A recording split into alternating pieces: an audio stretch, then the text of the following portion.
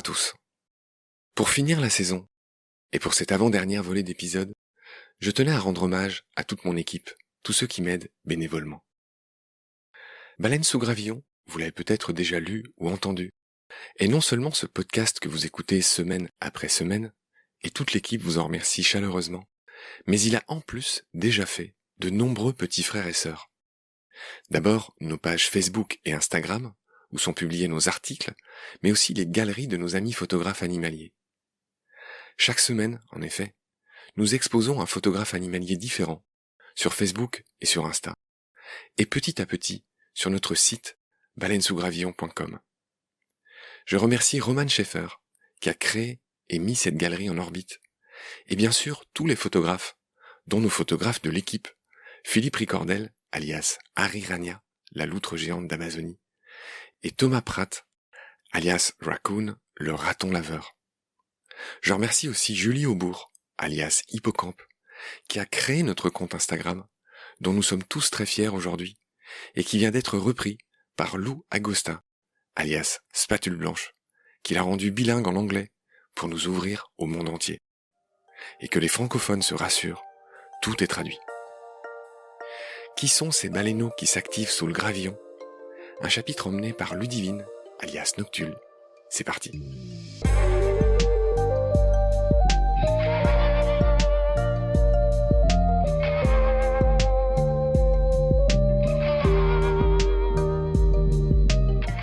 Je suis Ludivine alias Noctule. Les noctules sont des chauves-souris. Il y a 3 espèces de noctules en France et 4 en Europe. Je vis en Bretagne, j'exerce le métier de naturaliste. En fait, je réalise des inventaires, je sais reconnaître les espèces sur le terrain, à vue ou à l'écoute. Et je travaille essentiellement sur ce qu'on appelle la faune vertébrée terrestre, donc les mammifères, dont les chauves-souris, les oiseaux, les amphibiens, les reptiles. À Baleine sous gravillon, j'ai rejoint le gang des nettoyeurs et sa meneuse Lisa, alias Mbounas. Nous, on travaille sur la partie immergée de la baleine, celle qu'on ne voit pas, on nettoie les sons en amont du montage pour les rendre plus fluides, plus agréables à l'écoute. Bon, je crois que je vais pas en dire plus, je pense que peut-être d'autres ont déjà expliqué ce qu'on fait exactement. J'avais juste envie de faire un merci, disons, à Lisa. En fait, le nettoyage, c'est quelque chose de long, assez difficile, pas très intuitif au début du moins, et je crois que quand on commence, je suis assez persuadée de ça, on n'est pas très bon. Et Lisa, elle est vraiment là pour faire le tampon entre nous, toute cette équipe, et puis l'équipe du montage et Marc. Et voilà, donc les rattrapages, technique, timing, c'est elle qui assure. Donc voilà, bravo, merci Lisa. Le podcast que j'ai longtemps préféré, c'est en fait le premier que j'ai écouté. C'était celui sur les chauves-souris, ceux sur les chauves-souris, parce qu'il y a 2 épisodes, avec François Moutou. Voilà, c'était la découverte pour moi du podcast, que j'ai accroché tout de suite, j'ai trouvé ça bien fait, les questions pertinentes. Bon, ça c'est pour caresser Marc dans le sens du poil, mais c'est sincère, et c'est pour ça aussi que j'ai accepté ensuite de faire partie de l'équipe. Une autre série d'épisodes avec laquelle j'ai bien accroché, c'est celle sur les araignées, avec Christine Rollard. En fait, les araignées sont vraiment un groupe d'animaux que je connais assez mal, donc j'ai appris vraiment beaucoup de choses en les écoutant. Et je trouve que Christine Rollard a vraiment une voix très agréable. Et une autre dimension que j'ai vraiment appréciée dans cette émission, c'est ce partage d'expérience de Christine Rollard sur le traitement, en tout cas la prise en compte de l'arachnophobie. Elle reçoit des personnes au muséum pour essayer de leur faire passer ses peurs, et voilà, j'ai trouvé ça très intéressant, j'étais très, très à l'écoute de ce partage parce que moi-même régulièrement je rencontre des personnes qui ont peur des chauves-souris, c'est fréquent, ou alors peur des serpents, c'est très fréquent aussi, et c'est toujours une difficulté de savoir quoi leur dire, comment gérer ça, c'est vraiment pas évident, donc j'ai écouté ça avec beaucoup d'intérêt. Alors mon totem, la noctule, je l'ai dit au début, il y a 3 espèces de noctules en France, il y a la noctule de l'Essler, la noctule commune, qui au passage est de moins en moins commune, et aussi la grande noctule. Moi j'ai envie de vous parler de la grande noctule pour 2 raisons, parce que j'ai d'excellents souvenirs d'ambiance, vraiment d'inventaire de terrain dans les hêtraies ariégeoises notamment, et aussi parce que la grande noctule, c'est un peu la chauve-souris des records en France, et elle est assez incroyable. Donc déjà, c'est la plus grande des chauves-souris en France et même en Europe. Son envergure est de 45 cm, c'est beaucoup. Pour donner un élément de comparaison, en fait, les Les pipistrelles, le groupe des pipistrelles, qui sont les chauves-souris très communes, qu'on peut voir en vol le soir devant chez soi, près des lampadaires. Celles-ci ne dépassent pas 25 cm, et les 3/4 des 34 espèces françaises, elles ne dépassent pas 30 cm. Donc 45 cm, c'est vraiment beaucoup. Et le vol de la grande noctule est vraiment très très beau à voir. Deuxième particularité de cette chauve-souris, ce sont les poils. C'est une chauve-souris très poilue, elle a les poils très longs. Alors oui, toutes les chauves-souris sont poilues en France, ont des poils, mais la grande noctule a vraiment des poils très longs et brun roux, ce qui lui donne vraiment un aspect doux, soyeux. Et elle a des poils aussi sous les ailes. Alors toutes les noctules ont du poil sous les ailes, mais la grande noctule, de par sa taille, en a forcément un peu plus que les autres. Et les mâles ont des poils vraiment très longs au niveau du cou, ce qui lui donne vraiment une silhouette de petit lion avec une crinière vraiment derrière la tête. C'est assez beau à voir. Et la dernière particularité de la grande noctule dont j'avais envie de vous parler, c'est le régime alimentaire. Toutes les chauves-souris en France sont insectivores, elles se nourrissent d'insectes exclusivement. La grande noctule aussi, elle se nourrit d'insectes, mais elle consomme aussi des oiseaux. Et cette capture, cette consommation d'oiseaux, ça a été montré notamment en Espagne, elle est surtout observée au moment des migrations des oiseaux, donc au printemps et à l'automne. Et chose incroyable, c'est que, en fait, la grande noctule se mélangerait à ces groupes d'oiseaux migrateurs en utilisant un mimétisme acoustique, en produisant des cris qui sont similaires aux cris de certains oiseaux. Elle se confond du coup dans cette ambiance sonore pour ne pas effrayer les proies, et elle en profite pour aller en croquer un ou deux de temps en temps.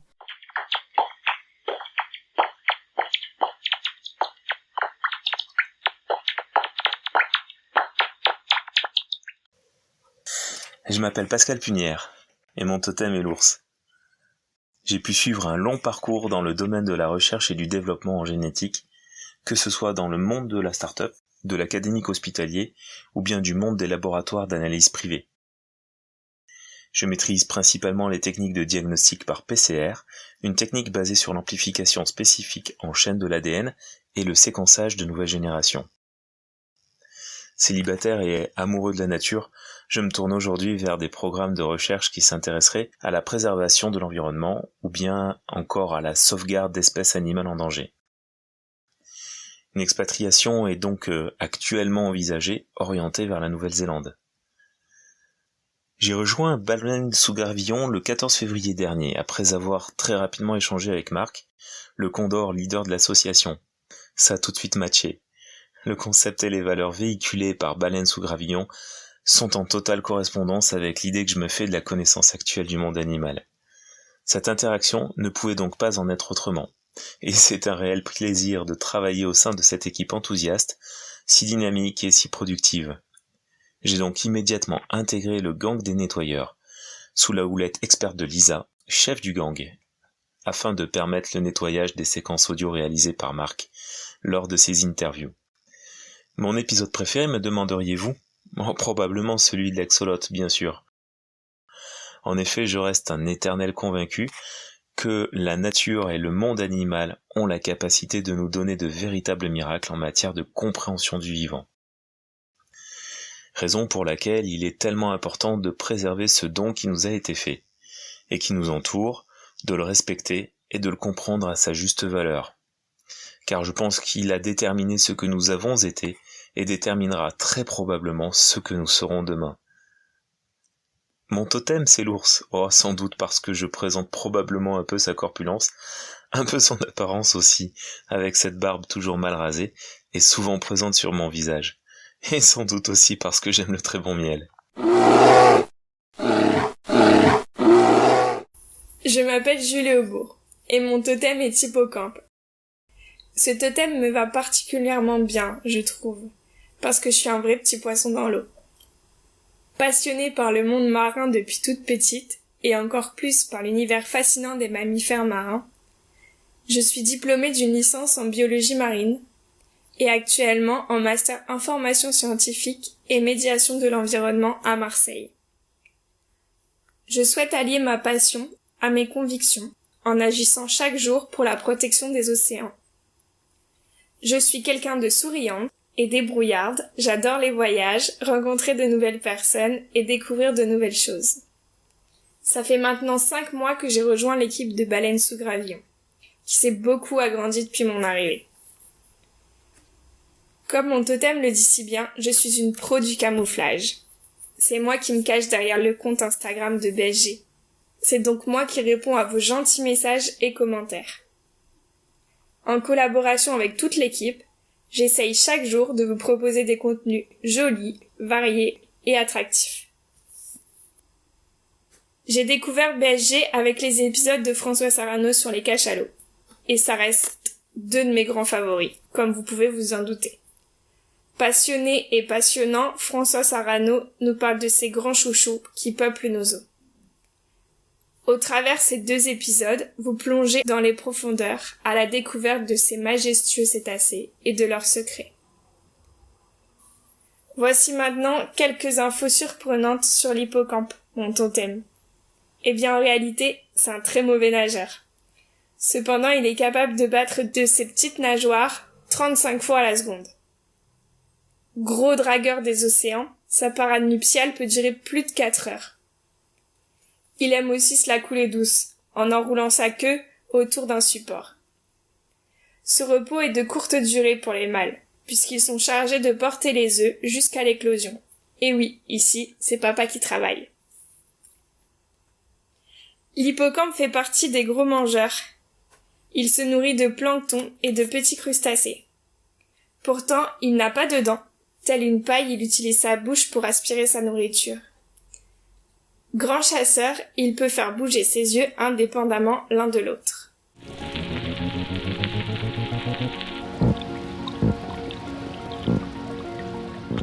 Je suis Philippe Ricordel, je suis photographe depuis longtemps, voire très longtemps.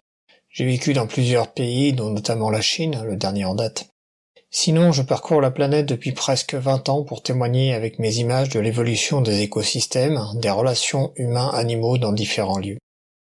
Au-delà, je dis souvent, si l'image est belle, alors au-delà du témoignage, il y aura peut-être l'émotion, le supplément d'âme, qui permettra de mieux sensibiliser le public à la nécessité de préserver ce que je lui offre à voir.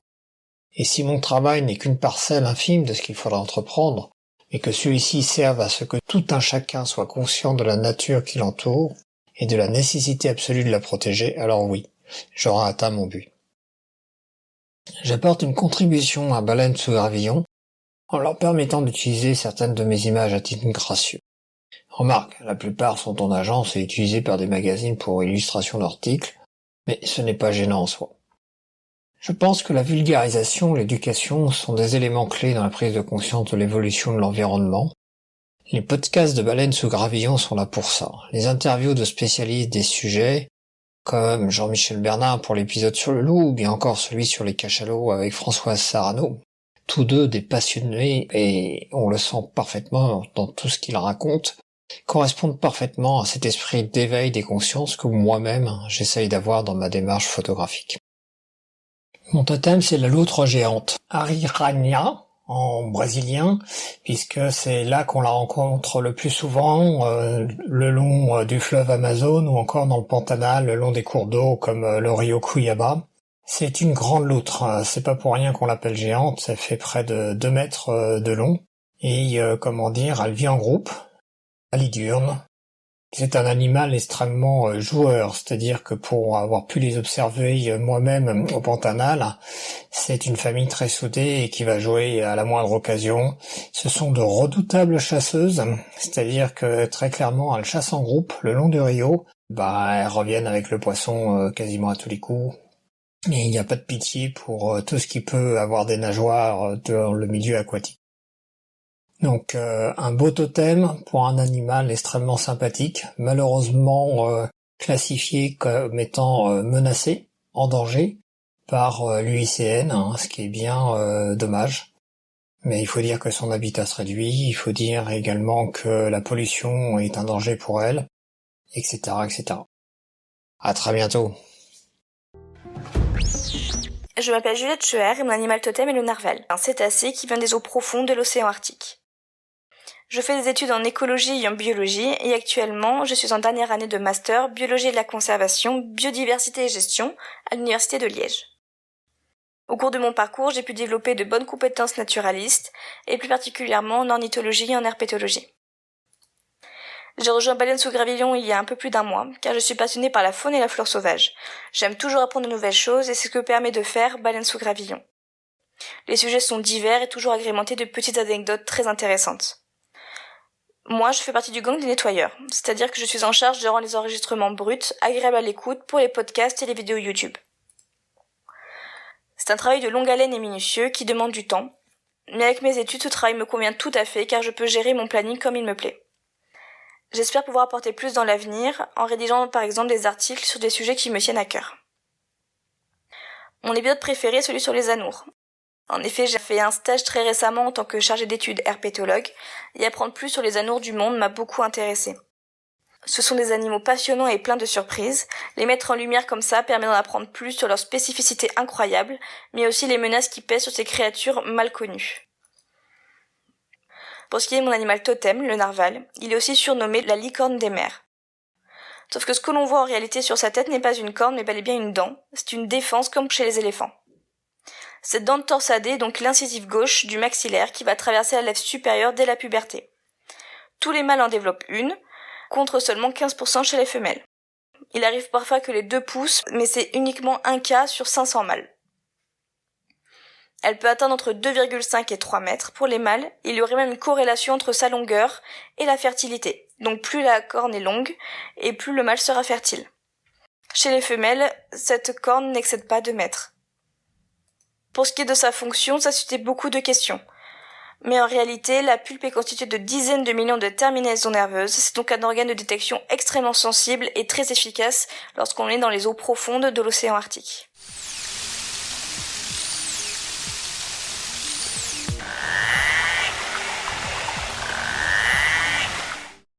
Yann Le Saout, mon totem, le Goniosoma oxycéphalum.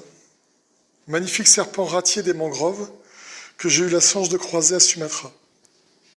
Je vis en Bretagne, je suis passionné de photographie animalière et je passe l'essentiel de mon temps dans les bois près de chez moi.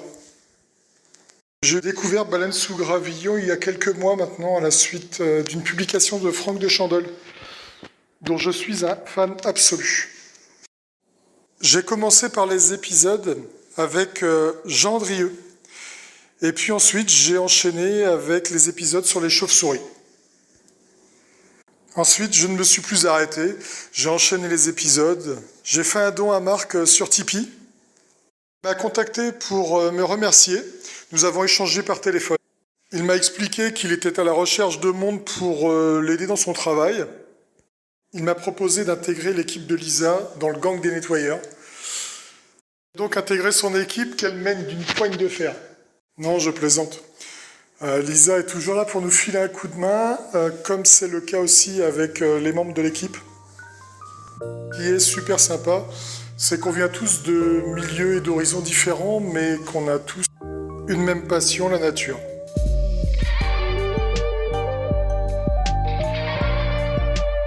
C'est la fin de cet épisode, merci de l'avoir suivi. Ce podcast est réalisé avec le soutien de Derven, entreprise de génie écologique qui partage les valeurs de Baleine sous Gravillon et qui travaille au service de la biodiversité, comme nous. Merci de partager le lien de Baleine sous Gravillon et de vous abonner si vous avez aimé. Des étoiles et surtout des avis sur Apple Podcast nous aident beaucoup. Ils nous permettent en effet d'être mieux référencés et suggérés aux amoureux et aux défenseurs de la nature. Vous pouvez aussi faire un don sur Helloasso. Un grand merci par avance. Vos messages, photos, conseils ou critiques sont aussi les bienvenus sur la page et le groupe Facebook de Baleine sous Gravillon, ainsi que sur notre chaîne YouTube. Je vous recommande aussi la visite de notre site, où sont désormais publiés nos articles et les galeries photos de tous nos amis photographes de nature. Ce site est ouvert aux contributions de tous, messages, articles, photos ou vidéos. Il suffit de nous le proposer par message.